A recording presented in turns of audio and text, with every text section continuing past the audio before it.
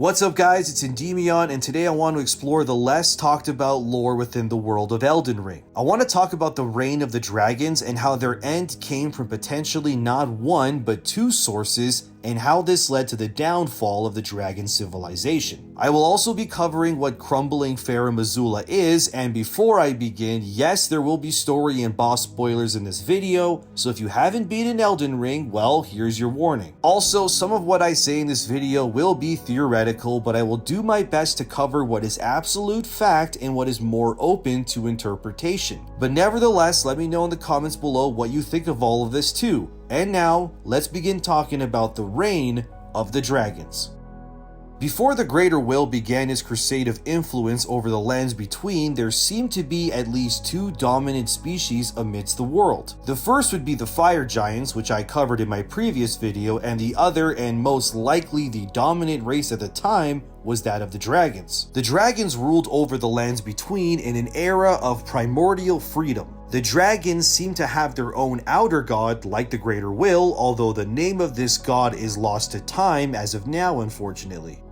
What we do know is that the dragons did have their own Elden Lord-like figure in the form of Dragon Lord Placidusax. This encounter is a secret optional boss within Farum Azula and has the Tarnished traveling through time itself to a past Farum Azula to face the Dragon Lord in combat. According to the remembrance from this boss, it states, "The Dragon Lord whose seat lies at the heart of the storm beyond time is said to have been Elden Lord in the age before the Erd Tree. Once his god was fled, the Lord continued to await its return." So with this information, we can confirm that the concept of Elden Lord is actually not unique to the Greater Will, and that the dragons indeed had their own Greater Will-like outer god that they worshipped. Now, as for what Farum Azula is, I believe I've figured out. The name Farum, for what I could gather, derives from a place in Germany, and the name is defined to roughly mean founding fathers or something close to that. Azula means blue in Spanish, so when combined, Farum Azula could roughly translate to founding place of blue. And since the temple resides in the sky, the Azula part of its name is most likely referring to being in the sky, and the temple itself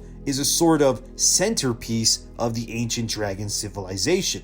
Like a place of worship likely for the dragons to pay tribute to their unnamed outer god. It would make sense since the Dragon Lord resides here as Elden Lord during the primordial era. Now, as to what happened to the dragon's reign, we can point blame at two sources. The first would be the Greater Will itself, which brought the Erd Tree forth, the Golden Order religion, and eventually chose Marika as its sole ruler within the lands between. Likely, the Greater Will used its power in the form of the Elden Beast to slay the dragons and their kind, to remove them from power to make way for the Golden Order and the Erd Tree. As for the other threat, I'm theorizing here, but I'm pretty sure I'm correct, and I believe it was the void-born, Lovecraftian, alien-like beings from the stars. And I think the destruction of Farum Azula was made absolute not by the Greater Will, but actually another boss you can fight in Elden Ring called Astel, natural born of the void. Astell fell from the heavens and crashed into the lands between. It's essentially a Bloodborne-like cosmic horror alien monster. If you want more info on it, I made a video all about Astell on the channel already. But according to Astell's remembrance, it states, "A malformed star born in the flightless void far away, once destroyed an eternal city and took away their sky, a falling star of ill omen. Astell came down upon the lands between as a star and likely crashed right through Farum Azula, resulting in the dragon's place of worship becoming destroyed and torn apart. The ruins of Farum Azula can actually be found all over the lands between, as I'm sure you've seen chunks of Farum's architecture in basically every area within the game. These shattered ruins also sometimes have items on them called ruined fragments, which state, "Stone fragment found near places where ruins have fallen from the sky. These shards of stone are believed to have once been part of a temple in the sky. They glow with a faint light from within." This then leads me to a weapon that combines my theory of both Farum Azula's debris and Astell being responsible. This weapon is called the Ruin's Greatsword, which states, originally rubble from a ruin which fell from the sky, this surviving fragment was honed into a weapon. The ruin it came from crumbled when struck by a meteorite. As such, this weapon harbors its destructive power. So the Ruin's Greatsword is made out of the remains of Farum Azula, but not only that, it's made by certain pieces of Farum that were struck by a meteorite, and here's where the connection, connects. Astell came down on a meteorite, crashed through Farum, and when looking at Astell's abilities during its fight, not to mention that their sorcery spells like Rock Fling, they all have one thing in common: gravity magic. And the Ruin's Greatsword's unique skill is Wave of Destruction, which states, raise the sword up high, then strike it against the ground to fire off a wave of gravitational force. To prove further that Astell's power houses gravity magic, here's the description of the spell called Meteorite of Astell, which states, one of the glintstone sorceries that manipulates gravitational forces, a manifestation of the power with which Astell leveled the Eternal City. The Eternal City is where you find Astell when it crashes, so hitting Farum on the way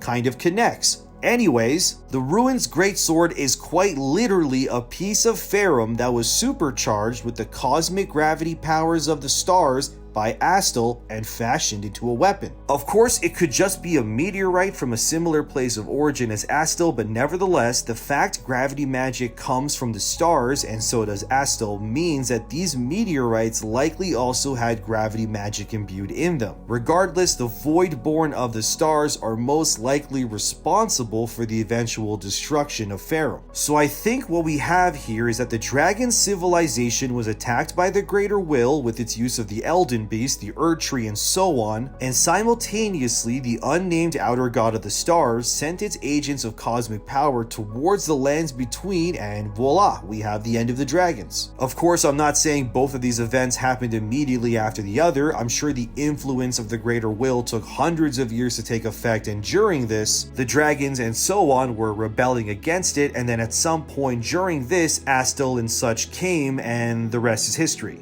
We can also look at the capital of Leyndell, which was besieged by a great dragon named Gransax. The lore of Gransax can be found in the weapon called Bolt of Gransax, which states, a great ancient dragon, Gransax once rained calamity upon the royal capital, the only time in historical record that Leyndell's walls have fallen. This marked the dawn of the war against dragons. So this lore piece confirms that the destruction of the dragon's seat of power over the lands between took eons to happen. Since the Golden Order would be established and the royal capital city clearly exists, and in a last-ditch attempt, Gransax attacked Leyndell and died during the event. You can actually see the corpse of Gransax and its bolt weapon within Leyndell to this day as well. Likely during the Greater Will's expansion and such, the dragons feared its power and sealed Farum Azula within an eternal hurricane, but every civilization will eventually end, so it seems that even without the Greater Will's interference, Farum Azula and the dragon's time was coming to an end regardless. This is according to the talisman called Old Lords Talisman, which depicts multiple dragon heads on it, which states,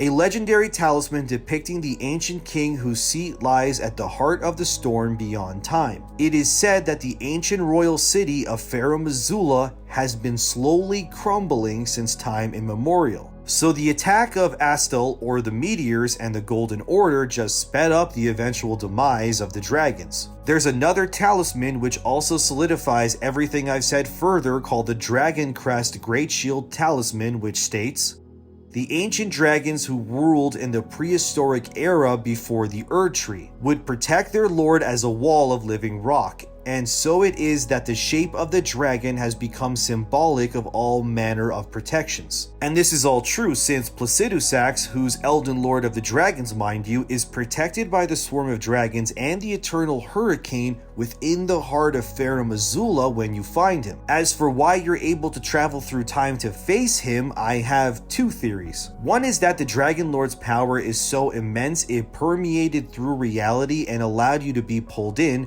Or, and this is my more preferred theory, is that when Astel or the meteors crashed through Farum, the gravitational power that brushed off the meteors went onto the ruins of Farum, caused a space-time anomaly with the cosmic impact being full of gravity, sorcery, space magic, and that residual effect allowed for time to be warped, allowing you as the Tarnished to travel through time to fight the Dragon Lord. But of course, I can't confirm why you can time travel here, but there's my theory about how that could have happened. And finally, I have one last lore entry which is peculiar. I want to look at the Malformed Dragon set. The gauntlets state, malformed golden gauntlets adorned with various dragon imagery and worn by the misshapen tree sentinels. After the great ancient dragon Gransax attacked, the sentinels had an epiphany. The only way to truly protect the tree was to become dragons themselves. Saying tree sentinels are misshapen is interesting. I don't know why the gauntlets would say that. Maybe further research is required on that, but let me know what you think of it. But I think for now, this should be adequate to cover the reign and eventual fall of the dragons within Elden Ring. What do you think of this information? Let me know in the comments below. Was Astel the unintended creator of the ruins Greatsword and the destruction of Farum Azula, or was it something else? What about there being Elden Lords prior to Godfrey and the Greater Will, even though Godfrey is said to be the first? There's much to think about. Regardless, Elden Ring, like Dark Souls before it, is a story about empires built upon the remains of past kingdoms, and this is no different. The Age of the Dragons was real, then came the Golden Order's age, then the Shattering marked the supposed end of that era, and what comes next is up to you. But thank you for watching. Please consider liking, subscribing, and sharing the video to give my life meaning. Thank you for all the support on my previous Elden Ring videos as well. You can watch them on my channel too. And thanks to my patrons for their support as always. It's very appreciated. And I'm Endymion. Thanks for watching. Let me know what you want to see next, and I'll see you in the next one.